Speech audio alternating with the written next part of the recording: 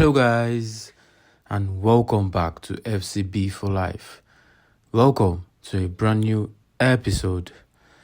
First of all, guys, I want to apologize for not posting on the last episode. I was caught up in some work issues, but now we are back, and there is a lot to talk about. Barcelona are fresh off the big Champions League win against Newcastle, and now it's time to focus back on La Liga with a tough clash against Getafe this Sunday night. Stick around as we break down everything you need to know. And before we dive in, don't forget to hit the subscribe button and turn on the notifications so you never miss an update on the channel. Now let's get straight into it. Barcelona fresh from a brilliant victory over Newcastle United in the Champions League. Barcelona now resume La Liga duties with a clash against Getafe on Sunday night. Barcelona sits second in the table with 10 points from the opening 4 matches, while Getafe are just behind in 4th place with 9 points, making this an early top 4 battle for them. Barcelona showed why we must be considered among the favourites for this season's Champions League on Thursday night, producing a wonderful professional performance to overcome Newcastle at the St. James Park. It was a particularly special night for Marcus Rashford. It was beautiful. Who netted a brace for Barcelona, his first ever 2 goals for Barcelona. I am honestly so happy for him. We have seen this kind of goal before when he was in his prime at Manchester United. It's beautiful to see him playing with so much confidence again. He has so much talent in him, and I can't lie, that second goal especially was pure class. In real time, we can honestly say we didn't see that goal in the post. I didn't see it going in the post. It was a rocket. Huge missile going to the post. It was really, really beautiful. Now the focus immediately shifting back to La Liga, where the room for error is already really slim, with Real Madrid being perfect from their first 4 games with the wins. So we cannot afford to drop points if we want to keep up the pace. Last weekend's seesaw thrashing of Valencia really showed how little we can really be, and we are hoping to build on that momentum also. Now the Camp Nou rebuild isn't finished yet, and I think maybe we're only going to return there against PSG in the Champions League. So once again, this fixture will take place at the Johan Cruyff Stadium, and its small capacity of 6,000. Still, it's proved to be a happy hunting ground against Valencia, and now the team will aim to make it the same against Getafe. Personally, I really dislike the international break, and it's coming up once again. Players like Lamine Yamal haven't even recovered yet, and the thought of Pedri or others picking up injuries during this meaningless fixture, it's going to be really, really catastrophic for us if anything happens to Pedri. So before that break, we're still going to have tough matches. Real Oviedo, Real Sociedad also, Sevilla, and of course PSG coming right up in the Champions League. So Getafe, they really started the season well with 3 wins in 4 matches, only losing to the same Valencia we gave the 6-0 thrashing. So you know what it means. So sitting in 4th place, they look like a much, much improved team from last season when they finished 13th. However, history is very much against them. Getafe have only beaten Barcelona 4 times in history. The last win coming in October 2020, and they have never really won away to Barcelona, though the Johan Cruyff Stadium factor could make things slightly trickier.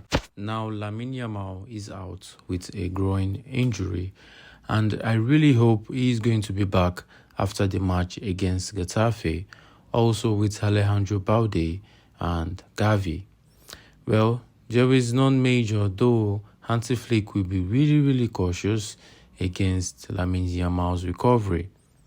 There will be rotation expected, as Pau Kubasi might be rested after his knee scare versus Newcastle United. Fermin Lopez and Robert Lewandowski could also drop to the bench. So for the likely starting 11, Dani Olmo and Ferran Torres might get the nod to start in the game, while Marcus Rashford should keep his spot after his European beautiful brace. For Getafe, Joamin is going to be also doubtful for this game with a knee injury. And also they have a really on-form player, Adrian Liso, who has scored 3 goals, and Boja Mohara should also lead the attack. While Luis Milla has also been excellent too, with 4 assists in the game. Well, my take for this game, Getafe will certainly have fresher legs since they didn't play midweek, but honestly, I believe Barcelona will get the job done. Hansi Flick really has the depth to rotate really smartly, and while keeping the team really strong also. With Valencia in form and also Dani Olmo pushing for a start, the confidence from Newcastle, which is really fresh, and I expect Barcelona to really maintain the unbeaten start to the La Liga season. Now moving over to the predicted lineup. Barcelona returned to winning ways last weekend with a destruction to Valencia, and we will look for a second straight win against an extremely annoying and frustrating Getafe side, who are off to an excellent start this season with 3 wins in 4 games, and they always give Barcelona the biggest of headaches, home or away. So this is how I think Hansi Flick is going to line up against Sunday's clash. In defense, I'm sure we'll likely see rotation from Hansi Flick in this one, given the importance of a win and also the opponent we'll be facing in the next games.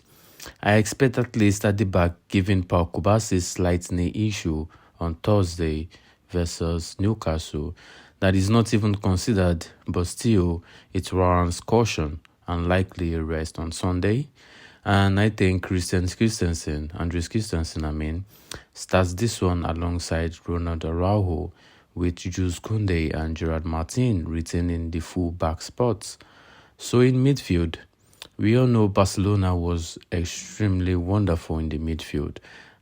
We won all important midfield battle against Newcastle, all thanks to the superb dominance of Pedri and Frankie de Jong, who did a very brilliant job of dealing with the Newcastle press and completely dominated the ball at the end of the game to run out the clock and avoid a late comeback from the home team.